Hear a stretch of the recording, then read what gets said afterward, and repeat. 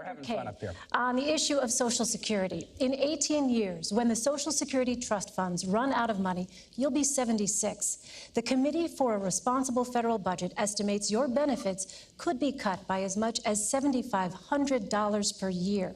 What would your administration do to prevent this cut? First, we're going to protect Social Security, which was one of the greatest programs that the American government has ever done. It happened at a time when you would work your whole life, raising your kids, working, being a Little League coach or a Sunday school teacher, and then you would retire into poverty. And Social Security has enabled people to retire with dignity and overwhelmingly not be in poverty. We have to keep it solvent, and we will keep it solvent.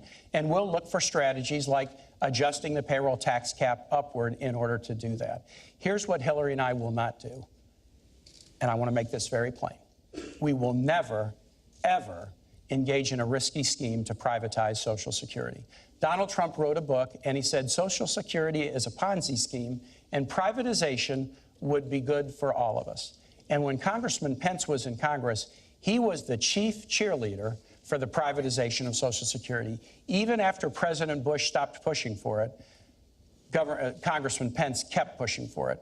We're going to stand up against efforts to privatize Social Security, and we'll look for ways to keep it solvent going forward, focusing primarily on the payroll tax cap. Governor Pence, I'll give you an opportunity to respond. Well, thanks, Elaine. There they go again. Okay. All Donald Trump and I have said about Social Security is we're going to meet our obligations to our seniors. That's it. Go read the book. We've said we're going to meet the obligations of Medicare. That's what this campaign is really about, Senator. And I get this is the old scare tactic that they roll out, scare the seniors. But you have a voting record, Governor. And I get all of that. I just, look, there's a question that you asked a little bit earlier. I can't believe that you won't defend defend your own voting record. I have to go back to. Well, look, you're running with Hillary Clinton, who wants to raise taxes by $1 trillion, increase spending by $2 trillion. And you say you're going to keep the promises of Social Security. Donald Trump and I are going to cut taxes.